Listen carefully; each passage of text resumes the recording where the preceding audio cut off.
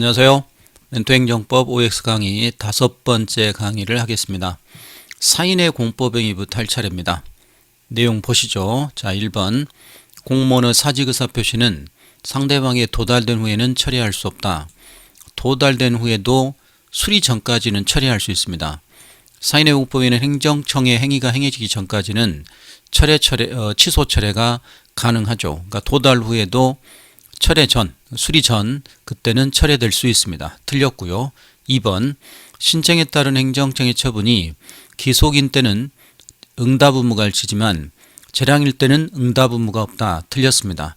무하자 재량인사 청권 등에서도 오늘날 재량이라 해도 가부간에 응답 의무는 존재하죠. 그래서 응답 의무가 없다는 말은 틀려요. 기속이든 재량이든 응답은 가부간에 해야 됩니다. 틀린 말이죠. 근데 이거 혼동되기 좋아요. 기속일 때는 응답하지만 재량일 때는 응답은 없다. 맞는 말 같지만 이게 틀린 말입니다. 3번 사인의 공법행위에 있어서는 행정행위에 있어서 일사부조력이 효력으로 선행 거부 처분에 불가정력이 발생했다면 재신청할 수 없다. 아니죠. 거부 처분했는데 나중에 사정 변경이 있으면 그 재신청을 할 수 있습니다. 올림픽이 열리니까 어떤 음식점 허가가 거부됐습니다. 우리 토속 음식점 뭐 좀 그런 거. 근데 보신탕집.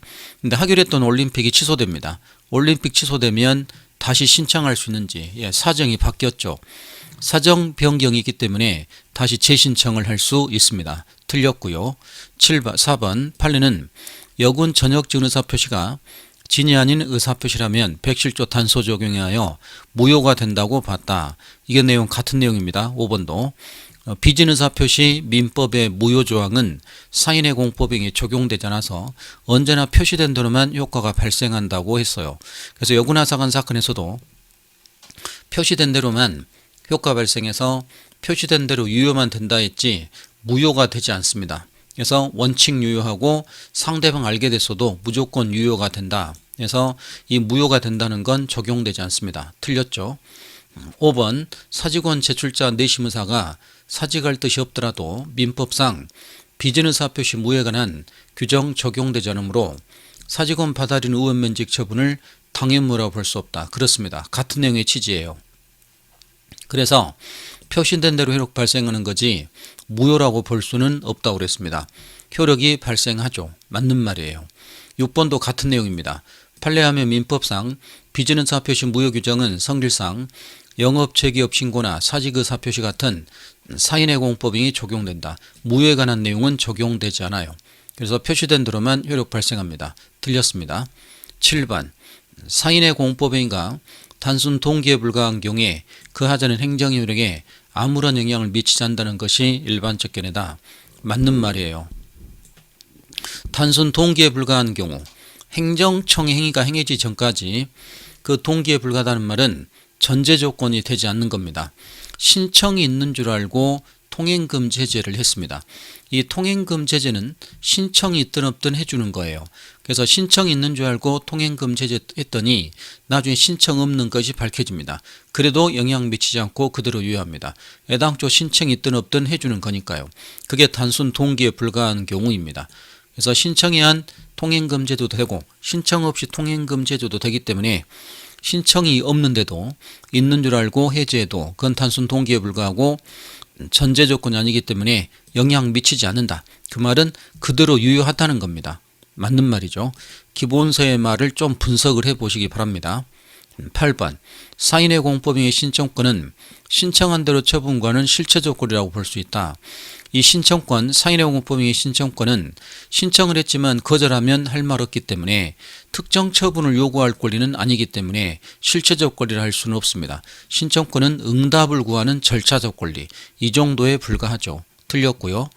9번 식품위생법 영업신고에 대해서 식품위생법이 건축법에 우선 적용되므로 여기서부터 틀렸습니다. 영업신고가 식품위생구역권 갖춘 경우라면 영업신고에 해당 건축물이 건축법상 무허가 건물이라 하더라도 적법한 신고에 해당된다. 틀렸죠. 무허가 건물이면 그거 적법한 신고에 해당되지 않습니다. 법이 정한 요건이 필요하면 각각의 요건을 다 갖춰야 되기 때문에 무허가 건물이라면 그거 적법한 신고에 해당되지 않죠. 그래서 받아주지 않습니다. 다른 요건 갖춰야 됩니다. 10번 법령 등의 행정청에 대하여 일정 사항을 통지함으로써 의무가 끝나는 신고를 규정하고 있는 경우에 통지함으로써 끝나는 신고가 자체한성적 신고예요. 법령 요건 갖춘 적법한 신고서 발송했을 때 신고 의무가 이행된 것으로 본다. 발송했을 때가 아니라 도달했을 때예요. 발송했을 때가 아니라 도달했을 때 신고 의무가 이행된 걸로 봅니다. 그래서 틀린 말이죠.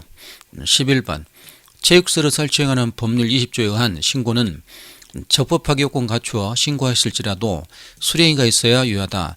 체육시설을 설치하는 법률 20조에 의한 신고는 이게 자체한성적 신고입니다. 자체한성적 신고이기 때문에 수리행위가 요하지 않죠. 도달만 하면 효력 발생하며 이 수리행위 등 이런 거 요건이 아니게 됩니다. 틀린 말이죠. 12번 수산 제조업 신고에 있어서 공무원이 관계법령이 규정되지 아니한 서류 요구하여 신고서 제출하지 못하는 사정만으로 신고 있었던 걸로 볼 수 없다. 맞는 말입니다. 자체한성적 신고는 도달만 하면 되는데 공무원이 관계법령에 규정되지 않은 서류를 요구합니다. 이건 무의미하죠. 이건 무의미하기 때문에 그것 때문에 제출하지 못했다. 이런 법의 규정이 없는 걸 요구한다 해도 본인은 최소한 자체한성적 신고에서 도달은 시켜야 돼요. 도달은 시켜야 이 효력이 발생하기 때문에 도달시키지 못했다면 신고 효력 발생할 수 없습니다. 맞는 말이죠. 국어적인 말이 좀 동원돼야 됩니다. 13번 신고 대상인 건축물에 건축하고자 할 경우 법에 정해진 요건 갖춘 신고만 하면 그와 같은 건축이 할 수 있고 행정적인 수리처분 등 별도 조치 기다릴 필요 없다. 그렇습니다. 건축 신고는 일반적으로 자체한성적이기 때문에 별도의 수리를 요하지 않죠. 맞는 말입니다. 이제 처분성 여부는 따로 따질 거예요. 14번 절차법상 신고 요건으로 기재상 흠결이 없고 필요한 구비서류 첨부되어 있어야 되며 절차법의 신고 요건은 뭡니까? 자체한성적이죠. 절차법 자체한성적 신고가 40조에 써져 있습니다. 거기는 도달만 하면 되기 때문에 진실함이 입증돼야 된다. 이럴 필요까지 없습니다. 구비서류 갖추어 도달시키면 효력이 발생하는 거지 진실함 입증돼야 된다. 진실함 입증까지 요하지는 않죠. 틀렸습니다. 15번 수리하지 않는 신고 경우 즉 자체한성적입니다. 담당 공무원이 법령 규정되지 아니한 서류를 들어 반려했다면 신고 효력 발생 시기는 반려의사 표시한 때다. 아까 공무원이 법령에 규정되지 않은 서류를 요구해도 본인은 도달만 시키고 영업하면 되니까 이때 반려의사 표시한 때가 아니라 도달한 때 효력이 발생합니다. 그때는 도달했을 때 효력이 발생한다고 봐야죠. 틀렸고요. 16번 의료법 시행규칙 22조 3항에 의하면 우원 개설 신고서 수리한 행정관청이 소정 신고필증을 교부하도록 되어 있기 때문에 신고필증 교부 없으면 개설 신고 효력이 없다. 틀렸죠. 자체한성적든 행위요건적이든 신고필증이 반드시 필요한 건 아니에요. 역시 의료법 시행규칙 의원 개설 신고도 자체한성적 행위요건적 대립은 하지만 신고필증 교부 없다 하여 신고 효력이 발생하지 않는 건 아닙니다. 자체한성적이든 행위요건적이든 신고필증이 반드시 필요한 건 아니에요. 도달하면 되고 수리하면 되는 거지 신고필증은 법에서 뭐 하라고 해봐야 그것이 법적인 어떤 절대적 요건은 아니게 됩니다. 그래서 틀린 말이죠. 17번 체육시설을 설치하는 법률 20조에 의한 변경 신고서는 수리행위가 있어야 신고 있었다고 볼 것이다. 그 아니라 자체한성적입니다. 자체한성적 신고이기 때문에 수리 등을 요하지 않죠. 틀린 말입니다. 18번 건축법에 따른 건축신고를 반려하는 행위는 장차 있을지 모르는 위험에서 미리 벗어날 수 있도록 열어주고 이법 건축물 양상과 철거 둘러싼 분쟁을 초기에 근본적으로 해결할 수 있도록 한다는 점에서 항고송 대상이 된다. 건축신고 반려와 다음 착공신고 반려행위 판례가 처분성을 인정합니다. 그래서 이행강제금 등 그런 부가의 기준이 되기 때문에 판례가 처분성을 인정하고 있죠. 그래서 맞는 말입니다. 19번도 역시 건축법상의 착공신고 반려될 경우 당사자의 반려에 다툴 실익이 없는 것이므로 착공신고 반려의 처분성 인정하지 않는다. 건축신고 반려와 착공신고 반려 이 두 가지가 자체한성적 신고지만 판례가 처분성을 인정한 유명한 판결이 되게 됐습니다.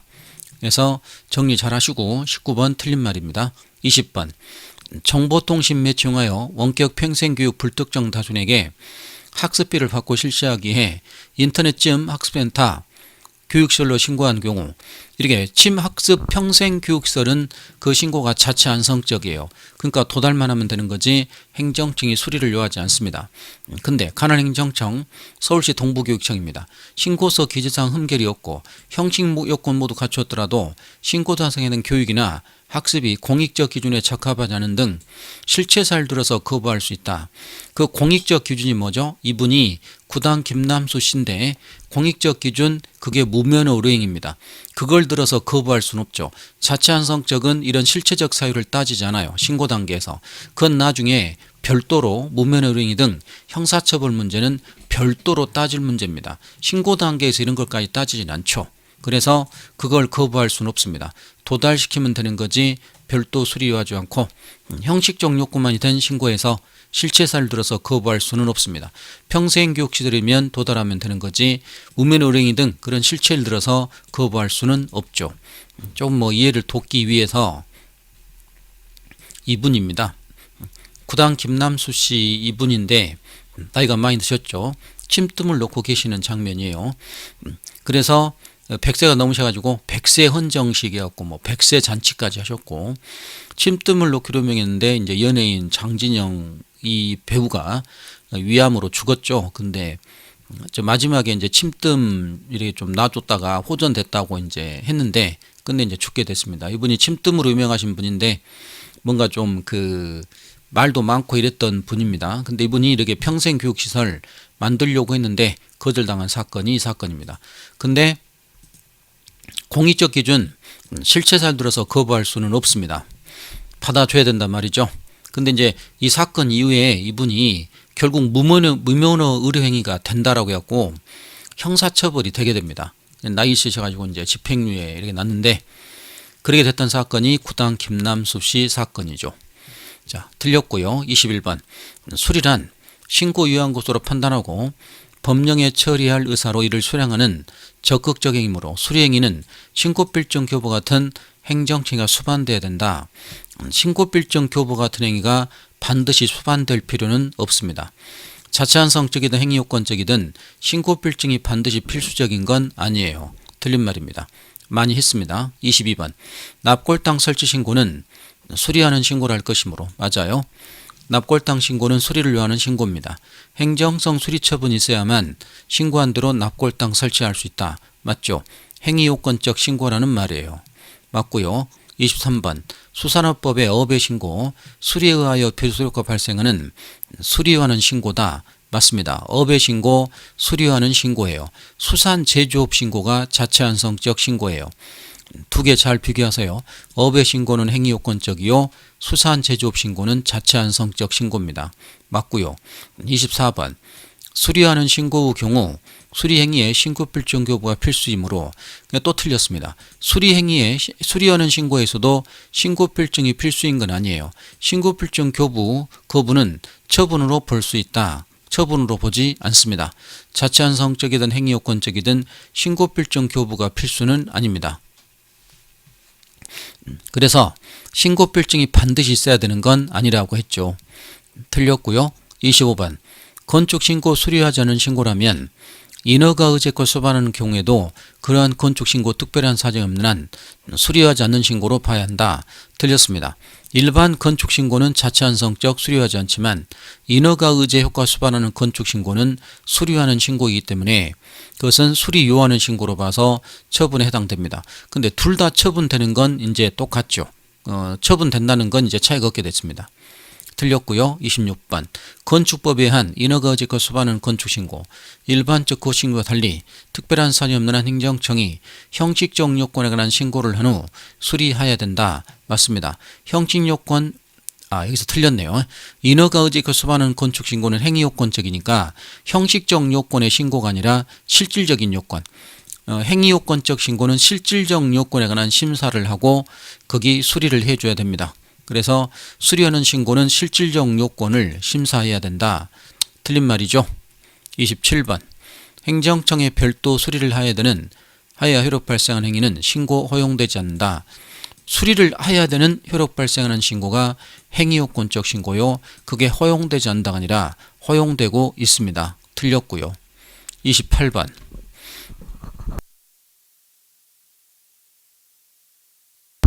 행정요건적 신고의 경우 부적법한 신고가 있는 경우에는 행정청이 신고를 수리했다 하더라도 신고효과가 발생하지 않는 것이 원칙이다. 이게 좀 까다롭죠. 행정요건적 신고, 자체한성적은 신고가 부적법하면 효력 발생할 수 없습니다. 적법한 신고가 요건이 되죠. 근데 행위요건적 신고에서 사직서를 강요받아서 사직서를 내게 됩니다. 근데 단순히 협박받았다. 그러면 일단 유효합니다. 취소 사유인 행위요건적 신고에서 행정청이 신고를 수리하게 되면 사인의 행위가 취소 사유면 그에 따른 수리 행위도 취소 사유에 해당돼요. 각각 취소 사유에 해당되기 때문에 공정력 때문에 사인 행위가 취소 사유 일단 유효했다면 행정청 수리 행위도 일단 유효할 수가 있습니다. 그게 공정력 때문에 그렇죠. 그래서 효력 발생 일단 할 수 있습니다.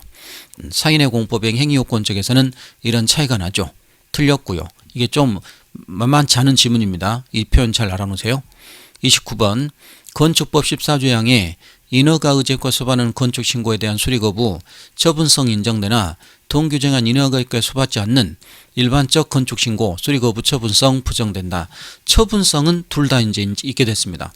자체한성적에서 건축신고 반려행위 처분성 인정하고 인허가 의제에 수반하는 건축신고도 행위요건적 신고였기 때문에 그거 처분성 인정되는 것 같았죠.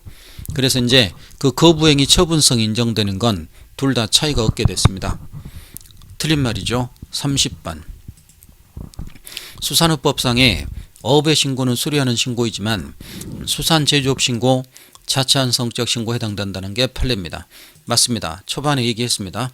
어업의 신고하고 수산제조업 신고가 다릅니다. 수산제조업은 김가공회사였죠.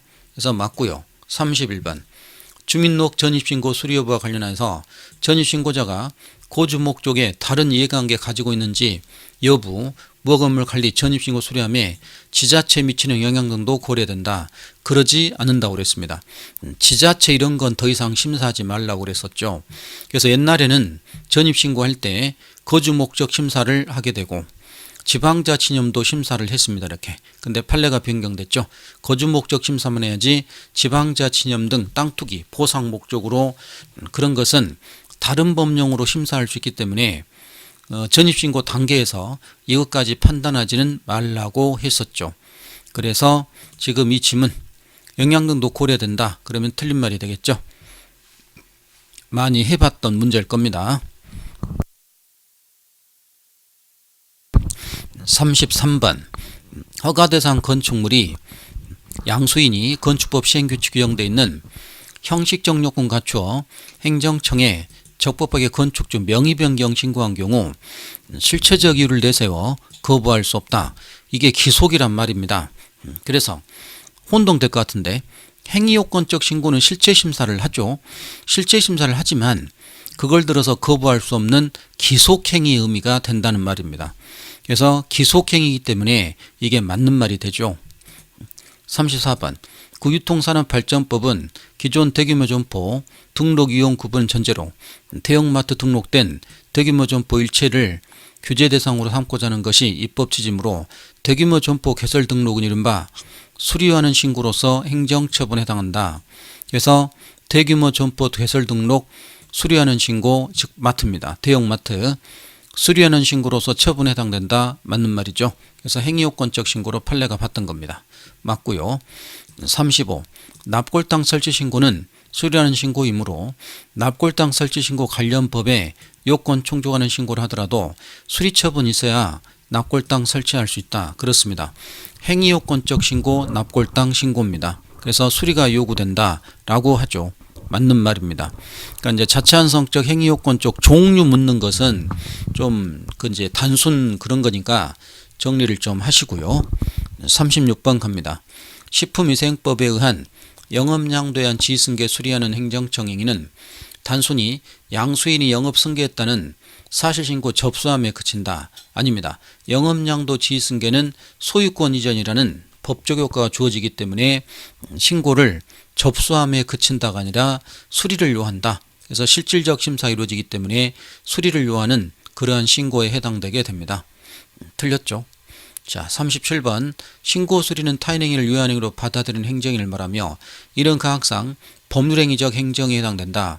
이 수리는 확인공증 통지수리에서 준법률행위적 행정행위에 해당되죠.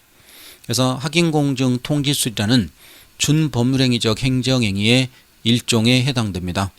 틀렸고요. 38번 절차법상 사전통지 상대방인 당사자는 처분에 직접 상대가 되는 자를 의미하므로 식품위생품 영업자 지승계 수리하는 행정청은 영업자 지승계 종전 영업자에게 사전 통지할 필요 없다.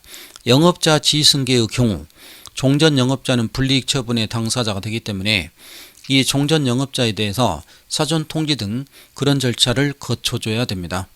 종전 영업자가 불이익 처분 당사자, 특히 경매로 세금 안내 넘어갔다면 종전 영업자가 불이익 처분의 당사자가 되죠. 그래서 사전 통지 등 절차를 거쳐줘야 됩니다. 틀린 말입니다. 39번 숙박업을 하고자 하는 자가 이 숙박업 허가가 옛날에 허가했다가 지금은 신고제로 바뀌었습니다. 주유소도 이렇게 바뀌었는데 법령이 정한 시설 설비 갖추고 신고하면 공중위생 법의 규정에 따라 원칙적 수리해야 되므로 즉 기속이란 말입니다. 그럼 숙박업 허가 행위요건적 신고 등록제입니다. 그럼 기속이기 때문에 수리를 해줘야 됩니다. 새로 숙박업을 하려는 자가 기존에 다른 사람 숙박업 신고한 적이 있는 시설 소유권 정당한 사용권한 취득하여 법령에 정한 요건 갖춰 신고했다면 행정청으로서는 특별한 사정이 없는 한 수리해야 되고 외관상 남아있다는 이유로 거부할 수 없다. 거부할 수 없고 기속행위에 해당된다는 말입니다. 맞는 말입니다. 그래서 행위요건적 신고가 기속이냐 재량이냐를 이제 국가직에서 출제를 했죠.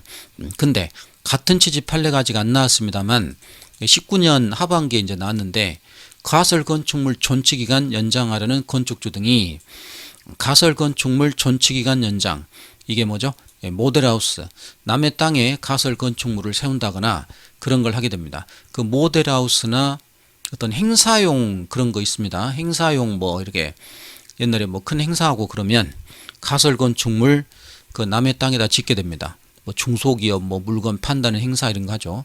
건축주 등이 법령 규정되어 있는 재반 수리 요건 갖추어 연장 신고한 경우 행정청이 법령에 요구하지 않는 법에 정한 요건이 없습니다. 대지 사용 승낙서 제출하지 않았다거나 소유자 사용성이 없다는 등의 사유를 들어 신고 수리 거부할 수 없다. 기속이란 말이죠. 그래서 가설건축물 존치기간 연장 신고는 요건 갖춤해 주는데 그때 법에서 대지 사용 승낙서 남의 땅 위에다가 이제 세운다는 거죠. 근데 대지 사용 승낙서는 그 법에 정한 요건이 아니에요.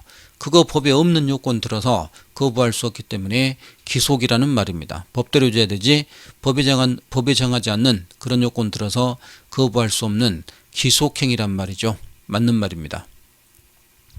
41번 이제 영업양도에 따른 소유권 분쟁 이런 거죠. 양도인이 자신의 사에 따라 양수인에게 영업을 양도하면서 양수인을 하여금 영업을 하도록 허락했다면 그래서 양도인이 양수인한테 팔았고 양수인이 하고 있습니다. 근데 승계술이 있기 전 키워드가 이제 승계술이 있기 전이면 명의자가 누구냐 이거예요. 양도인이 명의자죠.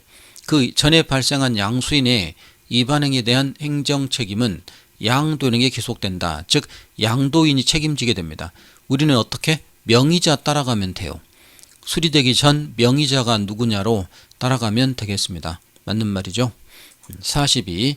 사업 양도 양수에 따른 지휘승계 수리된 경우 양도 양수 무효라도 허가관청 상대로 수리처분 무효하긴 구할 수 없다. 아닙니다. 지휘승계에서 기본행위가 무효라면 지휘승계에서 기본행위가 무효라면 그 신고 수리처분도 당연 무효가 되기 때문에 그거 무효하긴 구할 이익이 있게 됩니다. 그래서 기본행위 무효면 수리도 무효요. 기본행위 무효하고 구함이 없이 수리행위의 무효를 바로 구할 수도 있다라고 하는데 이제 무효하긴 구할 수 없다 해서 틀렸고요. 43회 사업의 양도 양수에 따른 지승계 수리에 있어서 수리대상인 양도 양수가 무효임을 이유로 막바로 소송으로 신고 수리처분 무효하긴 구할 이익은 없다. 아닙니다. 기본행위 무효면 수리도 무효이기 때문에 기본행위 무효 구함이 없이 수리처분의 무효확인 구할 이익은 있습니다. 그러니까 이제 인가와 다른 점인데 기본행위가 무효면 수리도 무효요. 기본행위 무효 구함이 없이 애당초 효력 발생하지 않으니까 수리처분의 무효를 구할 수 있게 됩니다. 그래서 이익이 없다 틀린 말이죠. 구할 이익이 있어요. 틀렸습니다. 여기까지 사인의 공법행위고요. 이제 행정작용법, 행정입법으로 가겠습니다. 먼저 법규명령이 나오겠죠. 법규명령은 상당히 쉬워요. 좀만 그 이론 정리하시면 상당히 쉽고 행정규칙이 할 게 많아집니다. 일단 법규명령 갑니다. 1번 집행명령은 상위법령의 집행을 위하여 필요한 사항 법률, 상위법령 위임에 의해 직권으로 발하는 명령이다. 맞는 것 같지만 틀렸습니다. 법령 집행을 단순히 위한 거니까 상위법령 위임에 의해 이게 틀렸죠. 위임 같은 거 필요 없습니다. 집행명령은 법령 시행을 위한 절차 형식을 정하기 때문에 요 위임 같은 건 필요 없죠. 틀린 말입니다. 2번 법률 종속적 법규명령은 어떠한 경우에도 새로운 법률사항을 정할 수 없다. 틀렸죠. 종속적 법규명령은 위임명령의 경우에는 새로운 걸 정할 수 있습니다. 집행명령은 새로운 걸 정할 수 없죠. 그러나 위임명령은 새로운 걸 정할 수 있기 때문에 틀린 말입니다. 다시 3번 국민안정처장, 인사혁신처장 같은 총리 직속기관 불용재정권 가진다. 총리 직속기관은 법제처, 국가보훈처 이런 데는 독자적 행정입법 재정권이었기 때문에 총리령을 빌려서 발령해야 됩니다. 총리령 빌려서 발령해야 되기 때문에 그 독자적인 재정권 갖는다. 이거 틀린 말이죠. 4번 헌법상 국회 존속적 입법사항을 반드시 법률로 정해야 되고 세부사항일지라도 위임해서 안 된다. 존속사항 위임하면 안 됩니다. 그런데 아무리 존속적이라 해도 세부적인 걸 위임하는 건 괜찮죠. 개별 법령에 따른 세부적 위임은 허용된다고 봐야 됩니다. 틀린 말이죠. 5번 집행명령이 없어도 법령이 시행될 수 있는 경우에 특별한 규제 없는 한 행정권에게 집행명령 제정할 의무는 있다. 틀렸습니다. 법령 시행을 위한 것이 집행명령이기 때문에 집행명령 없어도 법이 시행될 수 있다면 행정권에게 집행명령 제정할 의무는 없죠. 법 그거 없어도 시행될 것 같으면 그 제정할 의무는 없게 됩니다. 틀린 말이죠. 6번 법률에서 하위 법령에 임한 경우에 하위 법령이 임한 게 준수하고 있는지 판단하는데 일반적으로 의회 여부와 무관하다. 아닙니다. 위임한 게 지켜야 되고 전면 위임하면 안 된다는 거 의회 여부와 연관이 깊습니다. 그래서 법률에 쓸 것을 하위 행정위법에 쓰면 안 되고 포괄 위임하면 안 되고 본질적인 것은 법에 써야 되고 그래서 그 본질적인 것이 헌법의 기본권이고 그래서 이 의회 유보와 그 중요사항 유보 또는 위임한계 준수 이런 건 연관이 깊게 되죠. 틀린 말입니다. 7번 가겠습니다. 어떤 법률의 말미에 이 법 시행에 필요한 사항은 대통령령으로 정한다 라고 하여 일반적 시행령 위임조항 두었다면 위임명령의 일반적 발령 근거로 작용한다가 아니라 법 시행에 필요한 사항을 정했다면 그건 집행명령이에요. 그래서 위임명령은 새로운 걸 쓰지만 집행명령은 법 시행을 위한 거기 때문에 위임명령이 아니라 법령 시행을 위한 절차 형식을 정했다면 집행명령의 근거로 작용합니다. 틀렸고요. 8번 법률에 임해야 효력을 갖는 법규명령은 국법의 임해 근거 없어 무효였다 하더라도 사후에 법 개정으로 임해 근거 부여되면 소급하 유효한 법규명령이 된다가 아니라 사후에 근거가 부여되면 그때부터 유효한 법규명령이 됩니다. 소급하여가 아니죠. 그때부터 유효한 법규명령이지 소급하여 유효한 법규명령이 되는 건 아닙니다. 틀렸고요. 9번 위임명령 위임 내용을 구체한 단계를 벗어나 새로운 입법을 한 것으로 평가할 수 있다고 하더라도 위임한 게 일탈한 것은 아니다. 아닙니다. 구체하는 단계를 벗어나 새로운 입법을 위임도 없는데 하입법에서 새로운 입법을 해버리면 위임한 게 어긋난 것이겠죠. 틀렸습니다. 그리고 10번 갑니다. 법령의 임관계는 반드시 하위법령의 개별 조항에서 임의에 근거되는 조항을 구체적으로 명시하고 있어야 되는 거 아니다. 맞습니다. 뭐뭐는 대통령령으로 정한다면 되는 거지 몇 조 몇 항에다 임한다. 그래서 구체적 조항까지 명시하고 있을 필요는 없습니다. 맞습니다. 11번 상위법령 임 없는 사함에도 임 없음에도 상위법령이 된 처분 요건 불형에서 변경하여 규정했다면 그 불형은 무효이며 그 불형에 따른 처분 역시 위법하다. 이러지 않습니다. 상위법에 임 없이 만들어진 불형은 위임한게 어긋났기 때문에 그거 효력이 없습니다. 국민에게는 효력이 없지만 판례가 있대. 국민에게는 효력이 없지만 그들 내부에서 공무원들 사이에 특별권력 내부 사이에서 적용되는 행정규칙의 효력을 띈다 했고 그에 따른 처분은 행정규칙이기 때문에 위반해봤자 위법하지 않다. 위반해봐야 위법하지 않다라고 얘기를 하게 됩니다. 그래서 이 판례 이 원문인데요. 좀 찾아가 보겠습니다. 이 판례가 좀 중요합니다. 그래서 여기입니다. 8번, 9번인데요. 법령이 임 없음에도 처분요건 불형에서 변경 규정하면 그 불형은 행정조직 행정명령효를 지닐 뿐 국민에게 대외적 구속력 없다고 봐야 된다. 따라서 이러한 처분과 같은 법규성은 시행규칙 위배하여 그 처분만으로 그 처분이 위법하게 되는 거 아니다. 행정규칙에 불과하기 때문에 그거 위반해도 위법하지 않게 됩니다. 이게 이제 서울시에 나왔고요. 구급에는 본격적으로 안 나왔는데 아주 나오기 좋습니다. 그래서 불형에서 변경 규정하면 그 불형은 국민에게 효력이 없지만 행정규칙 효력을 띠게 되고 그에 따르면 위반한다 해도 위법하지 않게 됩니다. 행정규칙에 불과하니까요. 틀렸습니다. 이 질문 아주 중요합니다. 특히 구급의 경우 12번 갑니다. 근거법령인 상위법령이 개정됨에 그친 경우 개정법령 시행을 위한 집행명령이 개정 발효 때까지 여전히 효력 유지하는 거 아니다. 아닙니다. 상위법령이 개정되면 법률과 집행명령 개정되면 유지하고 폐지되면 그 법령이 폐지되면 그 집행명령은 소멸한다라고 해야 되기 때문에 이게 틀린 말이죠. 13번 근거법률의 벌칙에서 형벌의 종류와 상한을 정하고 그 범위 내 구체적인 것을 명령으로 정의하는 거 허용되지 않는다. 아닙니다. 형벌이라 해도 상한을 정하고 보충성의 원칙을 지킨다면 허용될 수 있죠. 상한을 정하고 보충성 원칙 지켜서 위임하는 건 허용될 수 있습니다. 틀린 말이죠. 14번 국회 전속적 입법사항은 반드시 법률에 의하여 규정되되며 구체적으로 법률 정해도 법규명령 위임할 수 없다. 전속사항은 법률로 써야 되는 거 맞습니다. 그러나 세부적인 거 위임하는 건 됩니다. 세부적인 것까지 위임 못하는 건 아니에요. 세부적 위임은 가능할 수 있습니다. 틀렸고요.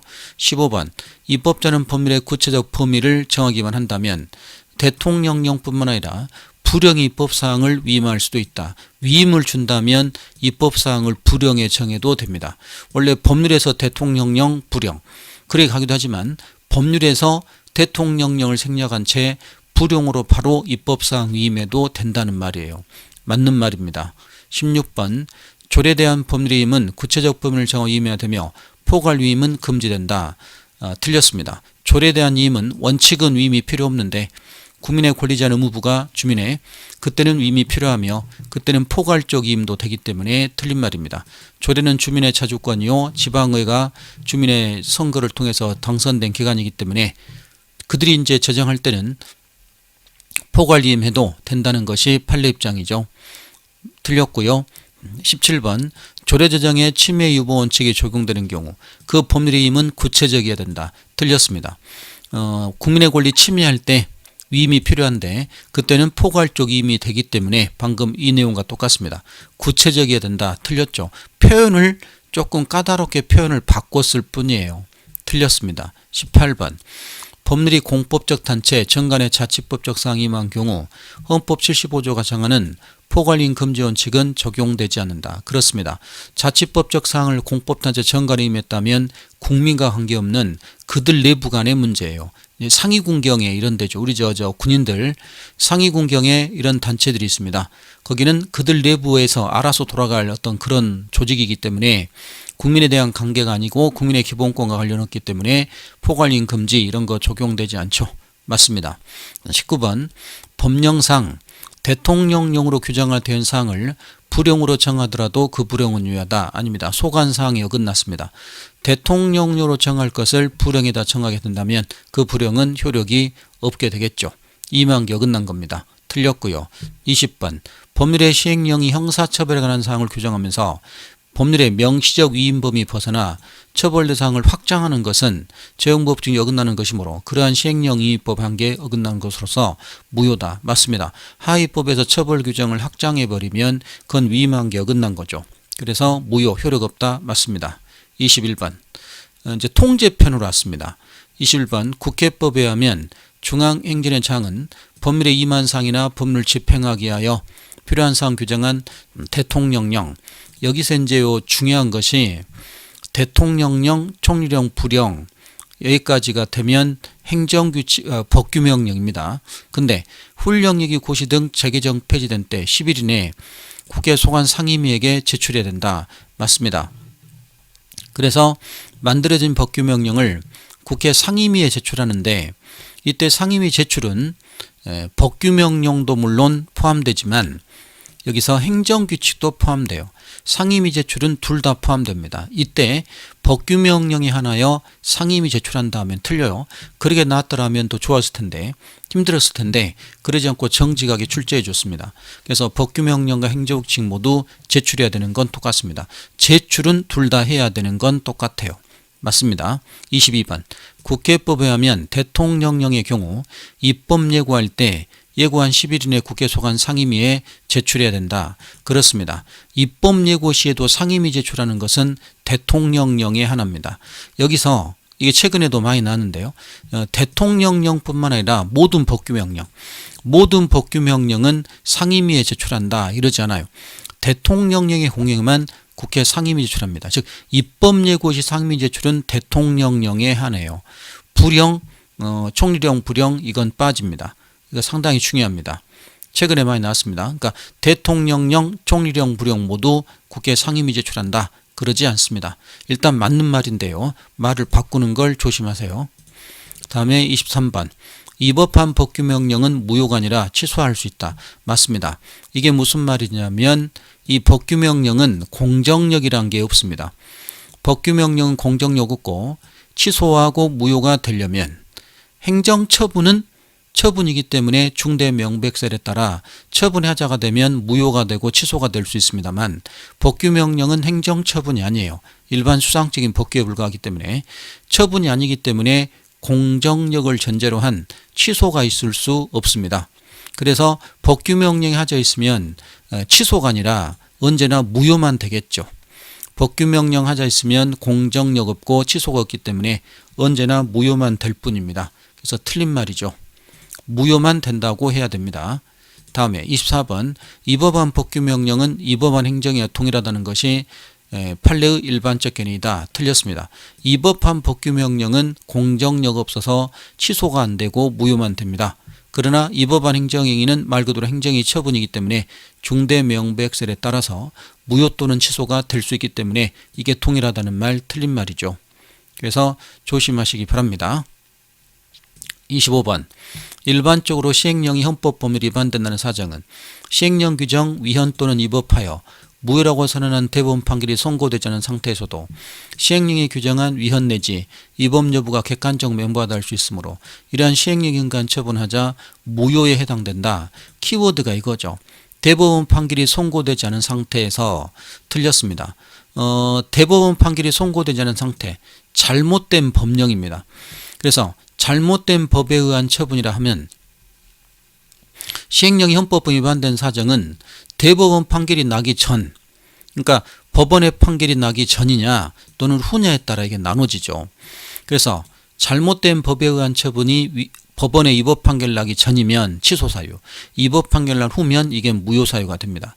근데 이제 키워드가 대법원 판결이 선고되지 않은 상태라면, 즉 행정처분 내렸고 잘못된 법에 의해서 위헌 위법한 법규에 근거한 처분을 하더라도 위법 판결이 선고되지 않은 상태라면 그 하자는 무효가 아니라 취소에 해당됩니다. 그래서 사후에 헌재 위헌 났을 때 위헌 나기 전이면 취소요, 위헌 난 후에 무효 논리가 여기에 똑같이 적용돼요. 법원의 위법 판결 선고되지 않았다면 그에 근거한 처분은 입법 판결 나기 전이면 취소에 해당되고 입법 판결 난 이후에 그건 무효에 해당됩니다. 틀렸죠? 이거 좀 조심하셔야 됩니다. 그리고 26번 갑니다. 행정기관이 대법원에 의해 위법으로 판단된, 그러니까 위법으로 판단된이니까 그 위법 판결 난 이후의 문제입니다. 위법 판단된 시행령 종하에 처분한 경우 그 처분은 취소할 수 있는 처분에 해당된다. 위법 판단된 시행령이니까 위법 판단된 이후입니다. 그에 의한 처분은 무효에 해당되죠. 취소가 아니라 그건 무효 사유에 해당되기 때문에 틀린 말이죠. 27번 행정소송법 6조에 의하면 행정소송에 대한 대법원 판결에 의하여 명령규칙이 헌법 법률이 위반된다는 것이 확정된 경우 대법원 지체 없이 법무부 장관에게 통보해야 된다가 아니라 행안부 장관에게 통보해야 됩니다. 위법 판결 났을 때 이건 단답형입니다. 틀렸고요. 28번 명령규칙 처분이 헌법 법률이 위반된 여부가 재판에 전제된 경우 헌법재판소가 최종 심사할 권한을 가진다가 아니죠. 그래서 이제 법규명령에 대한 통제편인데 이겁니다. 우리는 이제 법률은 헌재로 가고요. 대세로 띄고 법규명령 대법원 가고 개인요를 띄어서 당해 사건의 적용만 거부됩니다. 그런데 이 법규명령을 헌재로 통제할 거냐에 대해서 우리 헌재가 헌법소원이라는 절차를 통해서 법무사법 시행규칙 사건에서 이걸 받아들이게 됐습니다. 그래서 재판에 전제가 되면 대법원 가고 개인요인데 전제됨이 없이 기본권 침해가 존재한다면 헌재 헌법소원으로 갈 수 있는지 헌재가 이걸 받아들이고 있죠. 법무사법 시행규칙 사건에서요. 그래서 법규명령의 최종 심사권은 대법원인데 헌법소원이라는 절차를 통한다면 헌재로도 통제할 수 있는 거지 뭐 재판에 전제가 됐는데 대법원에게 간다 이런 건 아닌 거죠. 그래서 지금 이 표현 재판에 전제가 되면 헌재가 최종심사, 재판에 전제가 되면 대법원이 최종심사하고요. 헌재는 헌법소원이라는 절차가 나와야 됩니다. 그랬을 때 헌법소원 통제가 되겠죠. 틀렸습니다. 역시 29번 마찬가지예요.